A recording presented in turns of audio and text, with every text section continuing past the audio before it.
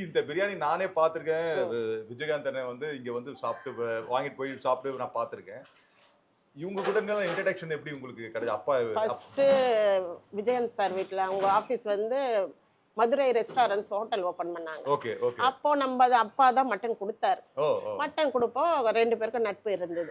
அதுல அவர் சொன்னார், பாய் வீட்டு பிரியாணி நம்ம சாப்பிடணும், ஏன் பாய் நீங்க பிரியாணி செய்யறது தானே அப்படின்றதுனால அப்பத்துல இருந்து ஆரம்பிச்சது. ஃபர்ஸ்ட் அவர் சொன்னாரு, அதுல இருந்து ஆரம்பிச்சது இந்த மட்டன் பிரியாணி. இந்த பிரியாணியோட பியூட்டி என்னமா? ஏன்னா இன்னைக்கு வரைக்கும் தரம் மாறல. இப்ப நீங்க எல்லாருக்கும் எனக்கும் பிரியாணி பண்ண தெரியும். பிரியாணிங்கிறது ஒரு இதுதான் சொல்லணும். ஆயிலுக்கு அப்புறம் பட்டை கிராம்பு ஏலக்காய் இதுதான் விஷயம் தெரியும். இருந்தாலும் இதை இந்த அளவுக்கு மெயின்டைன் பண்றதுக்கு காரணம் என்ன? நீங்க இந்த பிரியாணிக்கு மெயின் காரணம் வந்து நாங்க கொடுக்குற குவாலிட்டியான அரிசி. அதுல நாங்க வந்து அரிசியில குவாலிட்டியில ரேட்ல காம்ப்ரமைஸே ஆகுறது இல்லை. நல்ல குவாலிட்டி வேணும் அப்படின்னு தான் நினைப்போம். அடுத்து நாங்க கொடுக்குற மட்டன், அடுத்து நாங்க கொடுக்குற ஆயில். ஆயில் தான் ரொம்ப நாங்க யூஸ் பண்ற ஆயில் வந்து ஒரு தண்ணி அந்த மாதிரி ஒயிட் கலரா இருக்கும். அது வந்து இந்த அஜீர்ணம் எந்த பிரச்சனையும் வராது.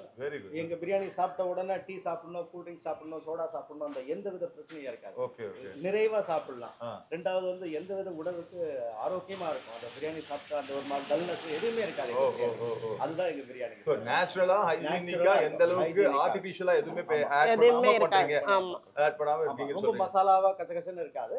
நார்மலா இருக்க எல்லா இதுவும் வேஸ்ட் பண்ணாம சாப்பிடுற மாதிரி இல்ல. நானே நிறைய விரும்பி சாப்பிட்டவன், இருந்தாலும் இது மக்களுக்கு தெரியணுங்கிறதுக்காக நான் சொல்ல வரேன் உங்களுக்கு, வேற ஒண்ணும் இல்ல. நானும் சின்ன வயசுல இருந்து பாத்திருக்கேன். இந்த ஸ்ட்ரீட்ல வந்து வாங்கவே முடியாது, அவ்வளவு இடிச்சுக்கிட்டு இருக்கு. நீங்க ஏன் இதை அடுத்த கட்டத்துக்கு கொண்டு போட முடியாது? எவ்வளவு பேரு பிரியாணி கடை அங்க எங்கே ஸ்டார்ட் பண்றாங்க, ஒரு பிரான்ச்சஸ் மாதிரி. அது மாதிரி ஏன் ஸ்டார்ட் பண்ணக்கூடாது?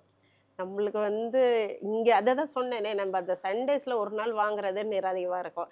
கடவுள் எங்களுக்கு இதை கொடுத்ததே போதும், அதிக ஆசைப்படலை நாங்க. இதுவே கொடுத்த பர்க்கத் எங்களுக்குன்னு நினைக்கிறோம். அல்லாஹ்வுடைய எவ்வளவு பெரிய நல்ல மனசு உங்களுக்கு. நீங்க சமைச்சு கொடுக்குறீங்களா, அதுக்கானது நாங்க கொடுக்குறோம் உங்களுக்கு அப்படின்னு இல்ல. எங்க உஸ்மான் பிரியாணின்றது நாங்க ஒண்டிதான். இதுக்கு அடுத்து நாங்க யாருக்கும் தர மாட்டோம். எங்களால ஆர்டர் கொடுக்குறீங்களா, ஃபங்க்ஷன் அதுனா செய்வோம். நீங்க எடுத்துட்டு போய் கடை வைக்கிறதெல்லாம் நாங்க செய்யறதே. கத்து கொடுப்பீங்களா? 12 பேசுறது கூட டைம் இல்ல, ஆர்டர் பாருங்க.